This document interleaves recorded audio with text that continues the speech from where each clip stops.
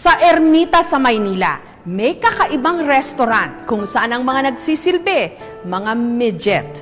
Pero nagluluksa sila ngayon sa pagpanaw ng dayuhang nagbigay sa kanila ng pambihirang pagkakataon. Nagluluksa ngayon ang little people sa restaurant na ito sa Ermita, Manila. Ang itinuturing kasi nilang ama, pumanaw na dahil sa sakit sa baga. Si Jim Turner, ang founder at creator ng Hobbit House. Maligayang pagdating sa Hobbit House. Tuloy po kayo. Kilala ang Hobbit House sa pagkakaroon ng mga waiter, bartender, entertainer, doorman, kahera at manager na puro mga little people.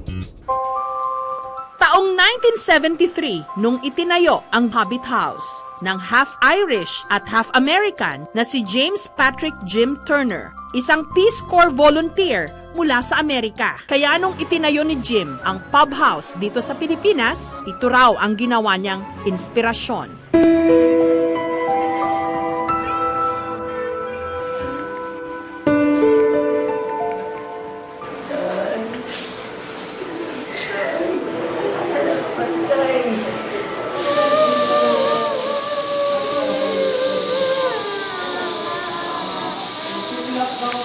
Sa pagpanaw ni Jim Turner, bukod sa nalulungkot, nababahala rin ang mga nagtatrabaho rito sa kanilang kinabukasan. Masakit na masakit. Halos hindi ko matanggap pero wala akong magawa eh. Kung wala siya, di ko alam eh.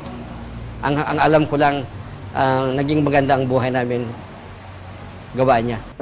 Isa sa mga labis na naapektuhan si Mang Pidoy. Nagsimulang kahero hanggang na-promote na general manager. That time, siyempre mga standby pa kami at wala kaming hanap buhay talaga. So, ang ginagawa namin noon, parang umi-extra ba sa pelikula? Show sa probinsya.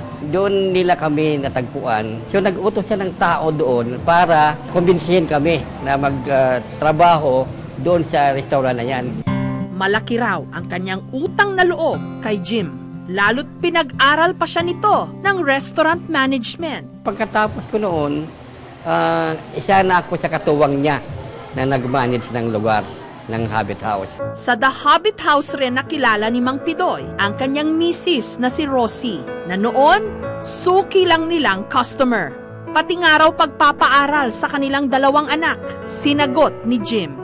Taong 2013, nagretiro na si Mang Pidoy. Kailangan niya kung tawagin, siyempre pupuntahan ko siya. Kagaya nung na-hospital siya, hindi ako nagdalawang isip na para puntahan siya para makatulong kahit papaano. Ito rin ang nagbigay kabuhayan sa mga midget na noon pakalat-kalat lang sa lansangan o hindi kaya nagtatanghal sa mga karnabal. Para sa iyo ito, Para sa waitress at singer na si Aling Lorna, ama ang turing niya kay Jim. Dito rin ako nakilala, bisang lumalabas din kami sa pelikula. Dito rin kami nakikita na lumalabas kami sa commercial. Lahat ng opportunity dito namin nakikita. Nung binuksan ang The Hobbit House noong dekada 70, 18 midget daw ang dito'y unang nagtrabaho. Isa sa mga ito, ang magulang ng 35 anyos na ngayong si Mean, na naging general manager din. Ang kanyang ama na si Oscar, dating waiter, samantalang ang kanyang ina na si Nita, dating kitchen staff. Ang Hobbit House, ang itinuring na raw nilang pangalawang tahanan. Jim, ang pasalamat ko po is walang hanggan. Kasi po kung hindi po dahil sa inyo, wala kami ngayon sa kinatatayuan namin at di kami nagkaroon ng disenteng trabaho. Hindi kami mabibigyan ng, ng respeto na hindi kami discriminate. Tinuring ko na namin na talagang tatay namin. Maraming salamat sa lahat. Sa kasalukuyan, 8 midget ang empleyado rito.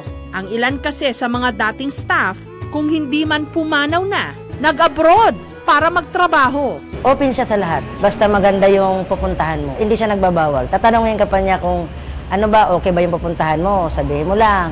Baka hindi okay. Ganun siya. Concern talaga siya.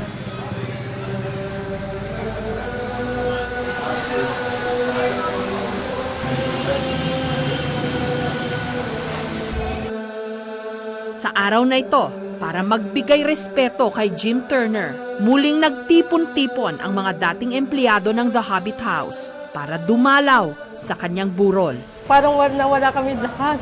Nawala kami, parang hinga lang, parang kasi yung nawala yung pinakapumuno namin ng tay-tatayan ng Hobbit House.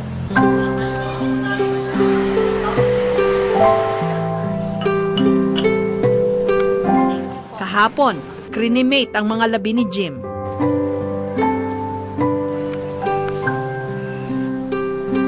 Ang kanyang mga abo dinala sa The Hobbit House.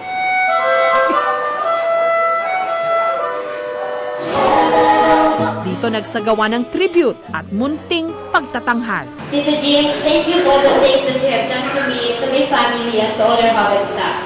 And I know that you will never forget when I told you before that I will promise to you that I will never leave you, and I did it. Alam ko kung saan ka naroon, maligaya ka na. Sapagkat natupad mo ng mission mo para sa aming maligaya. Sir, thank you and goodbye. Sana po, tulungan niyo po ang Hobbit House. Tulungan niyo po kasi ipagpatuloy po namin ito ang iyong magandang legacy na naiwan po sa amin. Kung may isang bagay na dapat daw tayong gayahin sa dayuhang si Jim Turner, ito'y ang pagkakaroon ng malaking puso para sa mga maliliit na tao.